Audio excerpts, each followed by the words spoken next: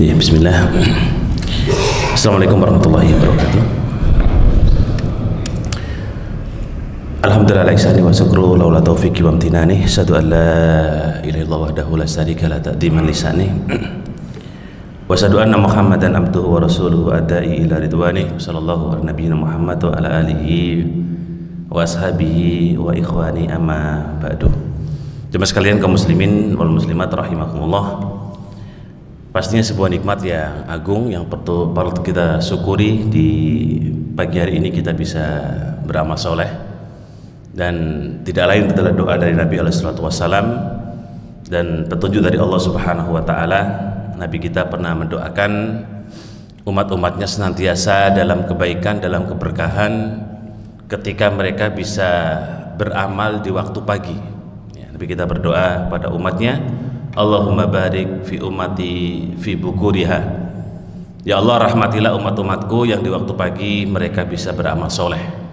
Dan semoga doa itu senantiasa tersematkan pada Bapak Ibu sekalian, hadirin hadirat rahimakumullah.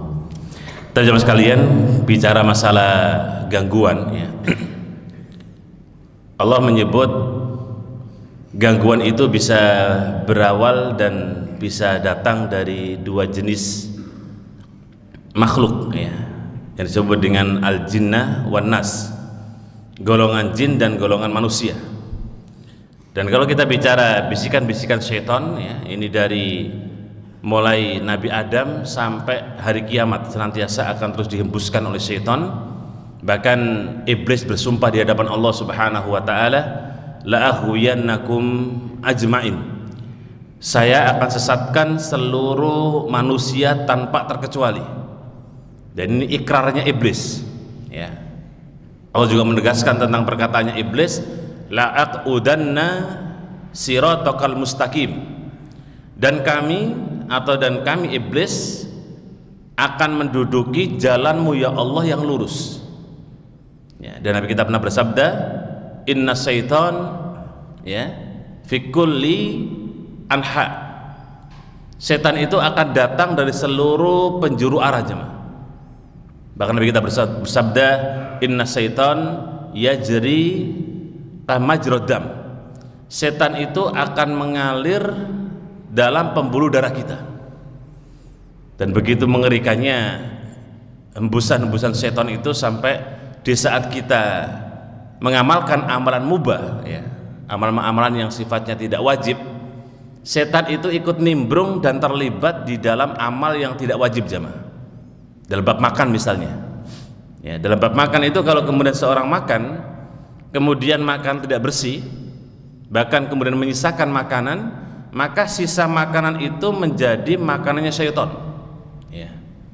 Sehingga pernah terjadi diskusi antara setan sahih dan setan samin, setan yang gemuk dan setan yang kurus. Ini menunjukkan kalau kemudian dalam bab masalah mubah saja setan nimbrung, setan datang di tengah-tengah aktivitas kita, bahkan dalam tengah-tengah sholat jemaah ya. Ketika kemudian Nabi kita bersabda, ya virus syaitan idza sami'al adzan, setan itu akan lari terbirit-birit ketika mendengarkan suara adzan. Setelah adzan selesai, faji, dia datang lagi jemaah. Ketika qomat dia pergi lagi. Setelah kemudian selesai qomat, setan datang lagi dan dia masuk di celah-celah soft yang kosong.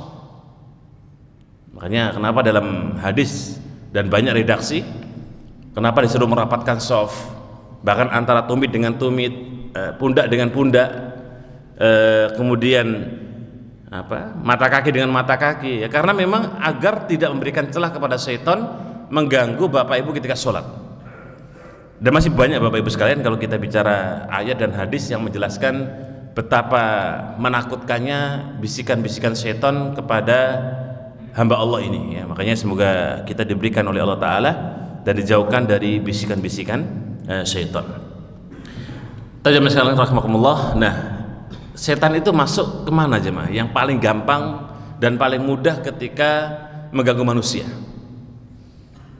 ya. Kalau bicara masalah dalil bagaimana setan itu sendiri sebagai musuh yang sangat nyata, musuh yang sangat jelas ya, Bahkan Allah memerintahkan kita untuk fakhdaruhu, waspadailah syaitan, hati-hatilah kalian dengan syaitan, innahu lakum aduwwun mubin, karena setan itu termasuk musuh yang sangat gamblang bagi manusia, ya.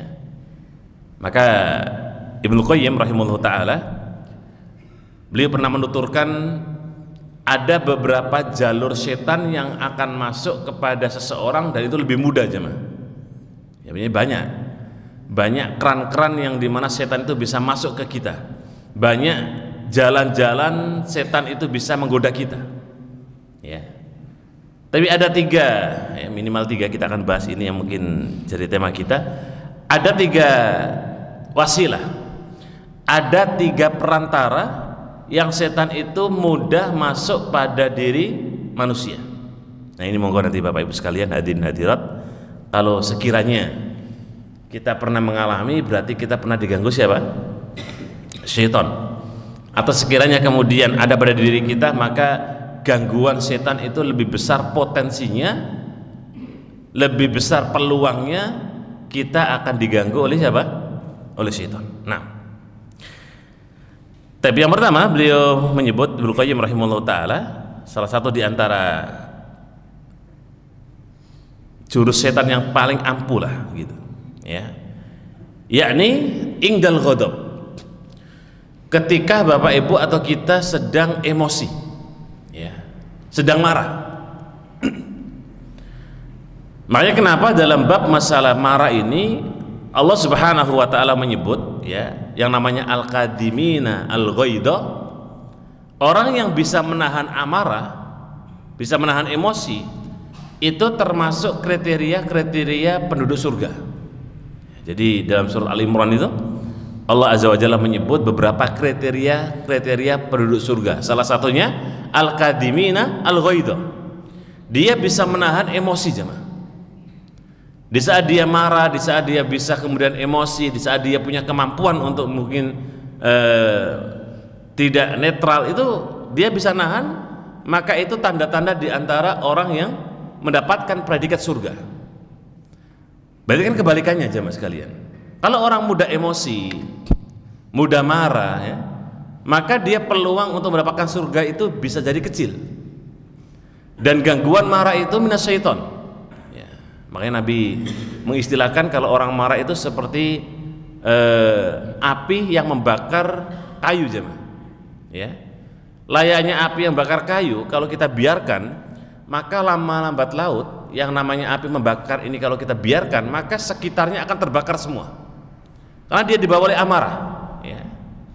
Dan begitulah kenapa setan itu masuk pada dunianya orang yang suka marah, karena dia bisa mempengaruhi dan membuat kanan kirinya juga marah, ya. Yang namanya orang cekcok itu nggak mungkin sendirian, cuma pasti ada apa? Lawan. Kalau sudah punya lawan, biasanya sifat manusia nggak suka dengan seseorang mempengaruhi siapa? Temennya. Yang ibu-ibu temannya dipengaruhi bestie-bestinya itu, yang circle-circle yang sering arisan itu. Nanti yang arisan ini bikin kelompok lagi lebih gede, mempengaruhi lagi untuk membenci musuhnya tadi. Nanti kalau sudah gede-gede besar, maka semakin senang Bapak Ibu. Woi, saya punya dukungan nih, saya punya teman ini.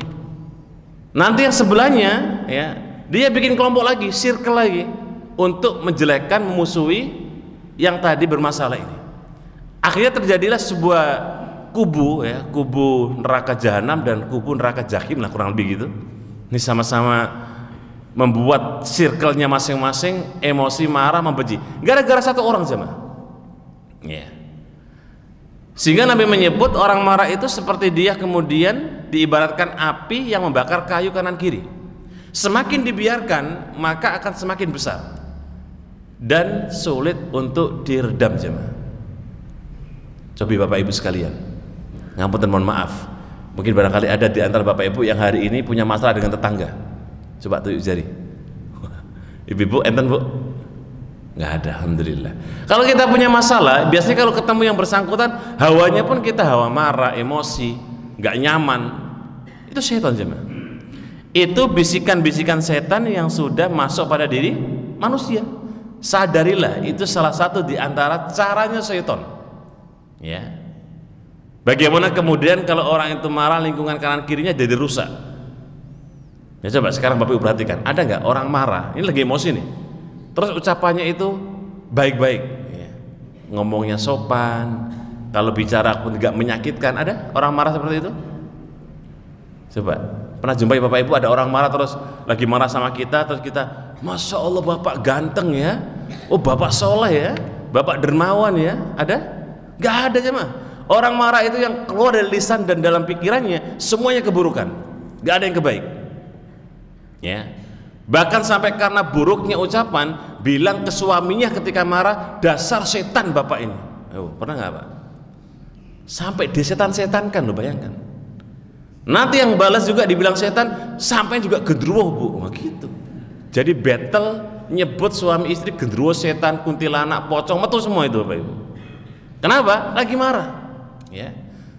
Makanya Nabi SAW itu kalau menghadapi, bahkan pernah suatu ketika Nabi menghadapi istri Nabi yang sedang cemburu. Cemburu itu gabungan antara cinta dan benci, kurang lebih gitulah Bapak Ibu. Jadi makanya orang cemburu itu nggak murni benci, nggak murni selamanya cinta, itu menggabungkan dua elemen. Orang cemburu itu menggabungkan cinta dan menggabungkan apa? Benci. Nah, anggaplah Bunda Aisyah pernah suatu ketika banting piring jemaah, jeder gitu, piringnya pecah, berkeping-keping, kurmanya pun berserakan. Kalau Bapak Ibu terjadi seperti itu, apa yang dilakukan? Ya anggaplah dalam rumah tangga jadi gesekan dikit gitu, pas istrinya cemburu nih Pak misalnya, nggak tahu jenengan senyum-senyum sendiri pakai HP gitu, tiba-tiba istrinya lihat, ngapain Pak? Ternyata lagi baca WA tetangga sebelah. Tiba-tiba istri jenengan banting kulkas, banting lemari, banting semua. Bapak-bapak ngapain kira-kira? Banting yang banting kulkas atau banting yang lain? Ayo. Nabi di saat Bunda Aisyah itu cemburu yang menggabungkan antara cinta dan benci ini jadi satu, jadilah cemburu itu. Nabi melipir Bapak Ibu, Nabi keluar dari rumah. Nabi tidak meladeni ketika istri beliau lagi cemburu. Ya, karena kalau lagi cemburu itu agak berat ya Pak ya. Serba salah juga ya. Nanti kita baikin, kadang-kadang yang bencinya lebih gede, ya, lebih dominan. Tapi kadang-kadang lagi cemburu kita bawakan emas 5 kilo, insya Allah itu aman, itu muncul cintanya itu. Jadi makanya bapak kalau istrinya lagi cemburu, jangan langsung ke pasar ya kan, beli emas 5 kilo, nah kasihkan tuh. Nah itu nanti cintanya lebih dominan. Tapi kalau diladeni dengan emosi, nah ini bencinya ini makin gede Bapak Ibu. Nah itulah circle-circle-nya syaitan. Dia masuk ke arah manusia, bagaimana dibuat orang itu dengan ketika marah semakin benci dengan musuhnya. Dan begitulah syaitan jemaah. Sifat-sifat syaitan itu membuat orang lain tidak suka dengan kita. Kita dibuat benci oleh mereka. Ya, yang dalam Al-Quran disebut dengan al-baghdha. Munculnya kedengkian, munculnya kebencian yang ditanamkan oleh syaitan kepada hati-hati manusia. Ya, maka karena itu Bapak Ibu, kalau panjenengan ada hari ini benci dengan orang, ya, marahan sama orang, mungkin lagi nggak baik sama orang, habis pengajian minta maaf. Walaupun jenengan yang benar Bapak Ibu, ya, walaupun kita anggaplah yang tidak salah, itu versi kita. Biasanya orang itu kalau merasa benar biasanya emang nggak salah, ya. Anggaplah kita nggak salah, minta maaf jemaah. Tahu apa salahnya? Bukankah Allah juga menyebut kriteria penduduk surga itu al-afina aninas, dia memaafkan orang lain, ya. Oh lagi marahan, emosi, lagi kemudian tengkar, lagi nggak akur, memaafkan dulu itu lebih baik, karena dia mendapatkan predikat diantaranya penduduk surga. Menahan marah emosi, kriteria penduduk surga, memaafkan apalagi lebih duluan, maka pahalanya besar, dan insya Allah juga kriteria penduduk apa? Surga. Coba sekalian rahimakumullah. Maka marah ini pokoknya nggak ada baiknya lah Bapak Ibu, ya. Makanya ini ibu-ibu di khususnya, ibu-ibu kalau lagi pas anaknya ya qadarullah, kalau lagi agak ngeyel gitu Bu, agak ngeyel, agak ya sulit diarahkan gitu, pas lagi ibunya juga ada masalah, pas juga kebetulan banyak lah problem-problemnya, kan lagi emosi, Kalaupun seandainya itu muncul, maka ucapkan kebaikan kepada anak kita, Bapak Ibu. Ya. Jangan sampai malah kemudian nanti anaknya agak sulit diatur, malah anaknya dibilangin dasar anak gak berguna. Padahal momen itu saja loh Bapak Ibu, anak kita pas lagi rewelnya. Coba Bapak Ibu, pernah gak menjumpai momen seperti itu? Loh, kita ini manusia sosial Bapak Ibu. Yang namanya anak keluarga, kemudian suami istri, itu pasti akan muncul yang namanya apa? Sesuatu yang gak kita suka, itu bisa dipastikan 100%. Loh kok bisa Ustadz? Manusia itu penciptaannya dua material yang berbeda Bapak Ibu. Dan kalau dibilang akor, oke, hari ini akor, besok wallahu a'lam. Kenapa kita sebut manusia tercipta dari dua material? Walaupun kalau kita tarik benang merah dari ujungnya sampai kepada Nabi Adam, ya semuanya berawal dari Nabi Adam. Tapi kalau Nabi Adam terbuat dari lempung, tanah liat, sedangkan wanita itu terbuat dari rusuknya siapa? Nabi Adam. Ini dua material yang berbeda. Sehingga ketika manusia terbuat dari lempung, wanita terbuat dari tulang rusuk, ini untuk disatukan yang namanya manusia itu, apalagi suami istri, nggak mudah Bapak Ibu. Saya bilang nggak mudah. Ya, apalagi rumah tangga itu, Masya Allah, mana ada rumah tangga yang nggak ada gesekan coba? Ya kalau ada pun Masya Allah ya, mungkin 1-2 sajalah. Dalam rumah tangga pasti ada, karena yang namanya wanita dengan laki-laki itu materialnya berbeda dan potensi terjadi gesekan itu lebih besar Bapak Ibu. Nah, makanya oleh karena itu, kalau kita sudah tahu bahwa kalau kita pun bermasyarakat, bertetangga, ya hidupnya manusia sosial itu yang punya circle kanan kiri, maka terjadinya gesekan itu sangat besar. Nah, kita jamaah sekalian rahimakumullah ya. Nah, kemudian bab masalah marah, kalau orang sudah emosi bagaimana sih jemaah solusinya? Ya. Solusi bagi orang yang sedang marah, sedang emosi, ya, sedang mendidih kemudian amarah bisuknya begitu. Maka Nabi SAW mengajarkan kepada kita, ya, idza ghadiba ahadukum, apabila salah satu di antara kalian sedang emosi, sedang marah, ya, terdapat dalam Sunan Abu Dawud dan Musnad Imam Ahmad, Nabi kita bersabda, fal yatawaddo, silakan kita ambil air wudhu jemaah. Gimana? Teori ini gampang atau mudah Bapak Ibu? Lagi marah, jenengan ambil air wudhu, gampang atau mudah? Gampang atau mudah? Kok sulit? Saya tanya, gampang atau mudah? Mudah, Masya Allah. Gimana Pak Bu? Mau praktek? Gimana caranya buat jenengan marah, emosi gitu? Terus setelah marah, emosi mendidih, ntar dulu ya Pak, Bu, saya tak ambil air wudhu. Soleh banget tuh.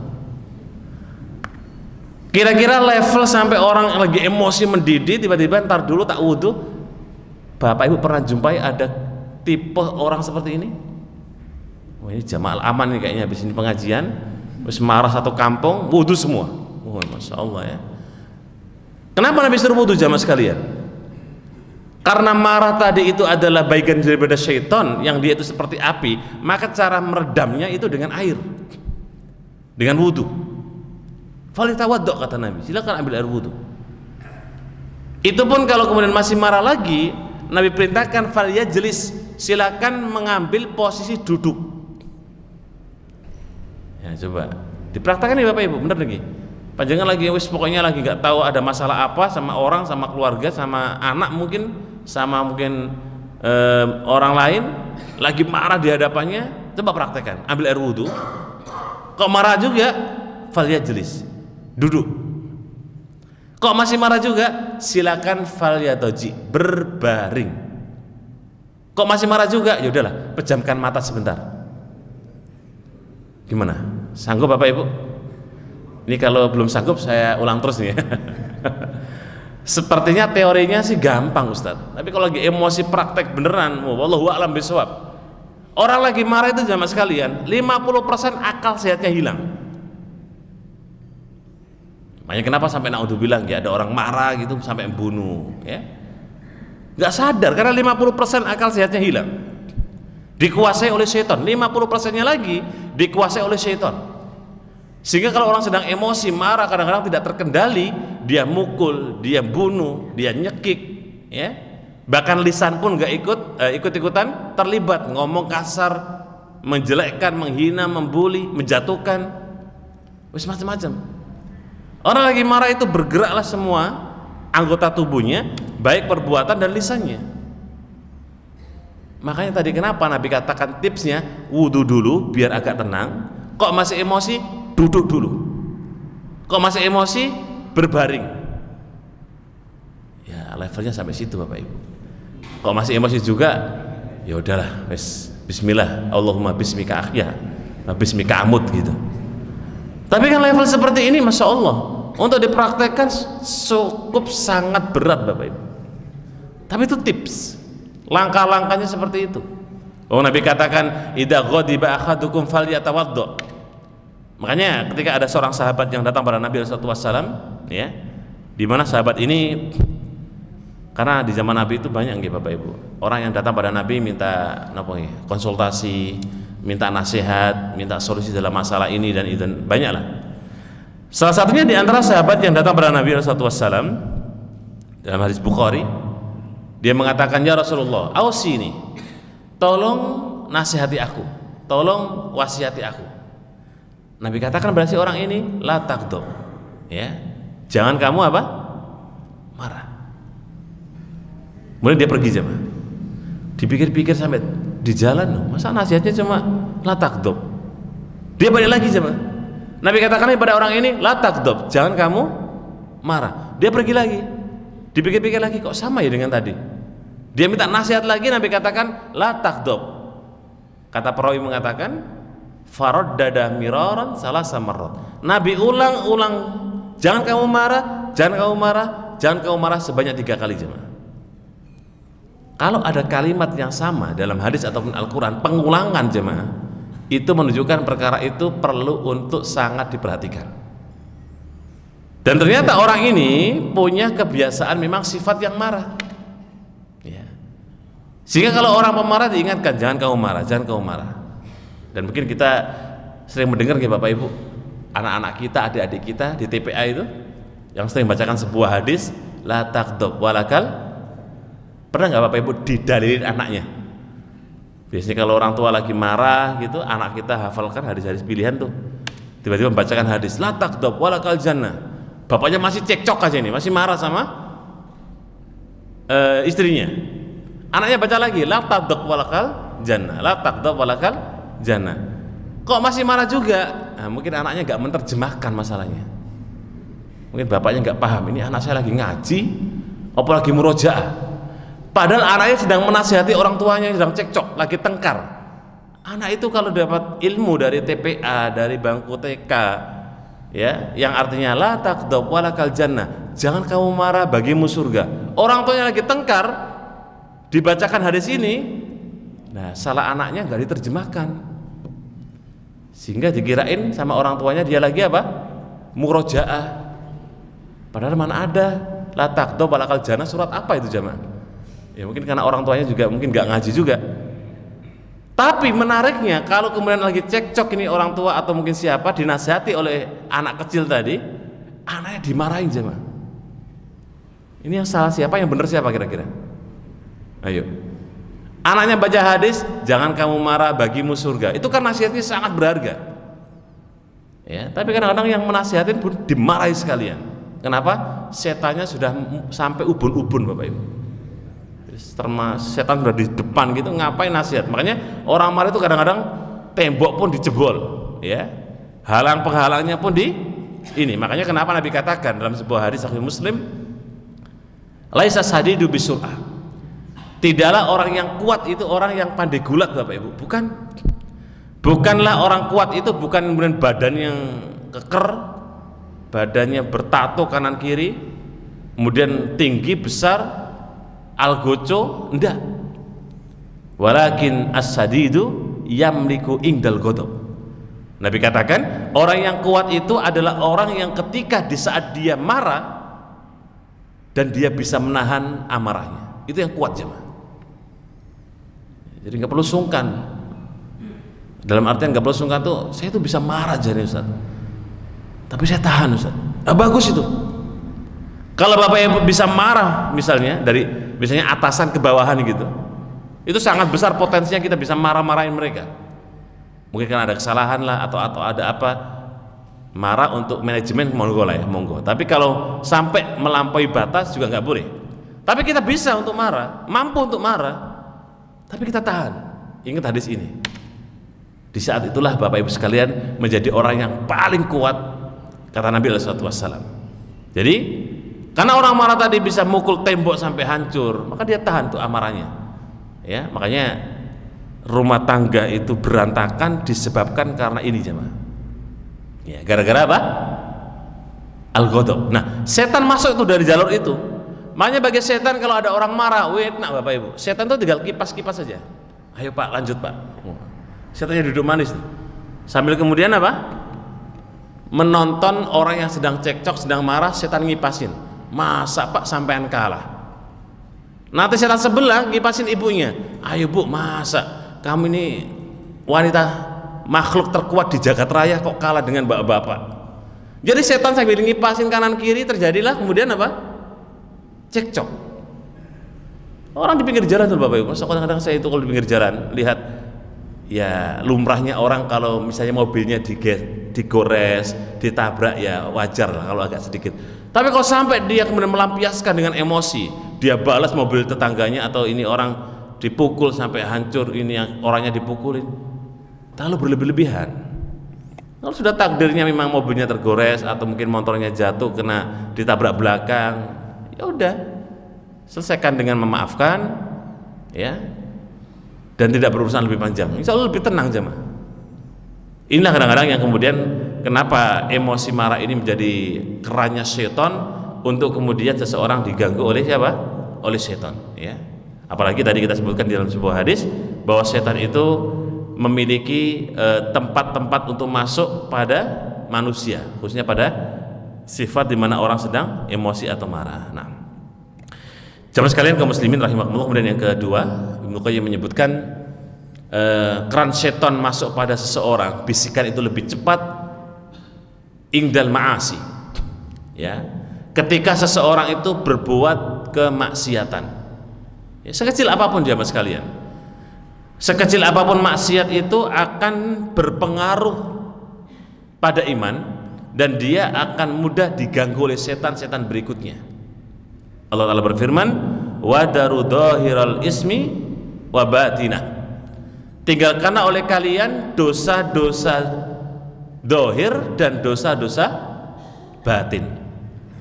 Dosa dohir itu yang nampak jemaah, minum khamr, membunuh, mencuri, ya, ghibah, yang nampak kelihatan itu dohir.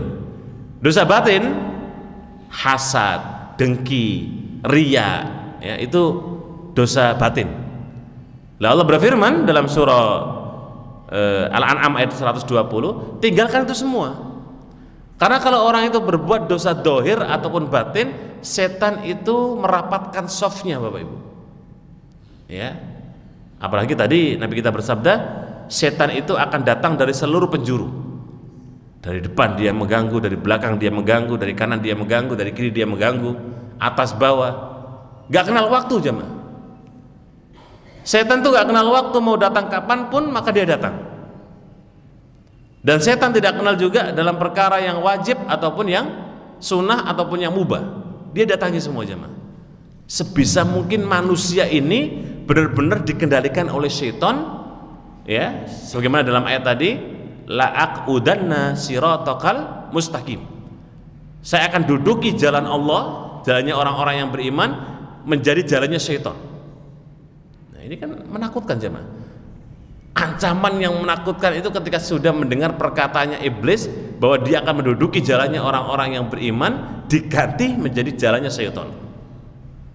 Ya, sehingga ketika kemudian dosa ini menjadi sumber malapetaka, ya jemaah, sumber di mana akan menjadi malapetaka awal, orang itu akan diganggu dan digoda oleh siapa? Oleh setan. Dan Allah Ta'ala juga berfirman di surah An-Nur, ya, ayat 21, ya, menginformasikan ya, Bapak Ibu, mengingatkan kita kembali. Allah Jalla wa Ala berfirman, ya ayyuhalladzina amanu, ingat, kalau panggilan hai orang-orang yang beriman, berarti Bapak Ibu ini orang yang diistimewakan oleh Allah Subhanahu wa taala. Karena Allah hanya panggil orang-orang yang beriman. Yang gak beriman monggo minggir dulu. Ya, yang kafir menjauh. Yang munafik jangan deket-deket. Yang ahli maksiat, yang tidak beriman, imannya yang kemudian barangkali standar-standar musiman, ntar dulu. Allah panggil, hai orang-orang yang beriman, la tattabi'u khutuwatis syaitan. Jangan kalian ikuti langkah-langkah kaki syaitan. Jadi jangan ikut setan kembara, jangan diikuti, ya. Dengan siapa yang mengikuti syaitan, ya, maka secara otomatis fa innahu ya'muru bil fahsya'i wal munkar. Setan itu bisa dipastikan 100%, ya, kalau ada 1000 ya 100.000%. Mengajak kepada al-fahsya. Fahsya itu perbuatan keji. Wal munkar perbuatan dosa. Ya. Sehingga setan ini memberikan pada bisikan-bisikan manusia dan dia mengganggu dan menjerumuskan manusia. Dan naudzubillah min dzaliknya jemaah. Ya. Setan ini memberikan dosa kepada hamba Allah dan dampaknya itu Allah akan berikan bala kepada manusia. Berikan bala itu musibah. Nabi kita pernah bersabda, idza dhaharatil ma'asi fi ummati ammahumullahu bil bala. Apabila kemaksiatan ini sudah mulai nampak di permukaan bumi dan dilakukan oleh umat Nabi SAW, maka tunggulah yang namanya kemudian bala atau musibah menimpa kalian. Sehingga Bapak Ibu perhatikan beberapa musibah besar, ya, tsunami, gempa, Merapi, ya, atau mungkin gejala-gejala alam yang besar itu tidak lepas dari idza dhaharatil ma'asi. Kalau kemaksiatan itu sudah mulai merajalela, berarti apa? Dampak daripada maksiat itu munculnya kehancuran yang disebabkan oleh siapa? Oleh syaitan. Ya. Hanya kota-kota besar itu hampir maksiatnya nampak semua aja, mah. Maksiat-maksiat yang dilakukan oleh mereka. Dan Nabi kita pernah bersabda di hadis yang lain, kullu ummatin atau kullu ummati mu'afan. Semua umatku, kata Nabi SAW, akan diampuni, akan dimaafkan, illal muhajirin, ya, kecuali orang-orang yang naudzubillah melakukan dosa dengan terang-terangan. Itu butuh mendapatkan ampunan khusus dari Allah Subhanahu wa taala. Jamaah sekalian rahimakumullah, yang terakhir kita sebutkan 3 saja. Sebenarnya banyak beberapa poin setan itu bisa mengganggu kita dari sisi manapun jamaah. Tapi 3 ini yang paling dominan, ya, yang paling sering. Yang ketiga, qillatul ilmi. Ya, kalau mau dibahasakan lain itu orang awam yang nggak mau ngaji, nggak mau belajar jamaah. Ya, kita ini semuanya awam. Allah berikan petunjuk, Allah berikan taufik, bisa ngaji, bisa belajar, bisa baca buku tentang syariat. Akhirnya terbuka. Oh, hukum ini boleh, oh ini nggak boleh. Tapi bagi orang yang tidak memiliki ilmu, akan sangat gampang bagi setan untuk disetir jemaah. Ya, makanya alhamdulillah, saya kira di daerah Al-Aman ini ya pengajian tinggal pilihlah menunya di mana, tempatnya di mana, materinya apa, ustadznya siapa, itu gampang. Alhamdulillah Bapak Ibu. Ya, panjenengan yang mungkin rutin kajian Jumat, ya mungkin juga di tempat lain. Karena ngaji ini salah satu untuk mengetahui aib-aibnya syaitan. Kita jadi tahu tentang ilmu syariat, jadi kita tahu juga tentang keburukan-keburukan syaitan. Makanya setan itu akan menutup celah bagaimana kita itu nggak ngerti ilmu agama aja. Ngapunten, mohon maaf. Terkadang kita ngaji pun ini apa sih yang dibahas ustadznya gitu. Nanti nggak Bapak Ibu? Pas pengajian, pokoknya duduk manis, dengerin, fokus, tapi nggak masuk-masuk. Nggak tahu ini materinya apa ini Pak Ustadz nih. Setelah pengajian baru kondur gitu, baru keluar dari masjid udah lupa apa tadi materinya. Untung ini kajian Jumat pagi nggak ada ujiannya. Ini kalau ada ujian tes, saya yakin pekan berikutnya sepi jamaahnya, karena pada bolos, nggih. Wah, nanti kalau ada ujian ditanya ustadznya repot. Tapi masalah untuk kita paham dan tidak paham itu bukan urusan kita, Bapak Ibu. Itu Allah yang ngasih ilham. Minimal kita sudah taat dengan taklim pengajian, ikut mencoba untuk memahami agama-agama kita, itu udah poin. Ya. Kenapa setan membuat kadang-kadang ada orang yang ngaji dibikin ingat sesuatu, dibikin kemudian ingat di rumah, padahal di pengajian, dibikin ingat pekerjaan, dibikin ingat arisan, ibu-ibu dibikin ingat nanti belanja apa ya pagi ini, gitu Bu ya. Dan ini udah gelisah ini, ustadznya kok nggak selesai-selesai gitu. Jadi dibikinlah macam-macam gitu Bapak Ibu. Tujuannya apa? Biar kita itu ngapunten, nggak paham apa yang disampaikan oleh ustadz. Dan itulah caranya iblis, syaitan, untuk kemudian kita ditutup bagaimana tidak mengetahui ilmu Allah Subhanahu wa Ta'ala. Makanya yang namanya orang awam yang nggak mau ngaji, nggak mau belajar, nggak mau buka buku, nggak mau mutolaah tentang ilmu agama, ini orang yang sangat gampang untuk dibisikan atau dibisiki oleh syaitan. Nah, semoga Allah Ta'ala berikan kepada kita sekalian, jamaah sekalian, kemudahan ya. Semoga dari sisi manapun setan tidak mudah mengganggu kita. Saya bilang tidak mudah. Ya, minimal kita punya benteng, punya pelindung ya, sehingga setan kalau mau masuk dari arah depan, belakang, kanan, kiri, setan itu bingung. Ya, kalau bisa Bapak Ibu sekalian punya benteng kuat yang kemudian setan itu tidak mengganggu kita sekalian. Wallahu ta'ala bishawab. Demikian Bapak Ibu sekalian, semoga ada manfaatnya apa yang kita sampaikan. Allahumma alimna ma yanfa'una wanfa'na bima alamtana wa zidna ilman. Assalamualaikum warahmatullahi wabarakatuh.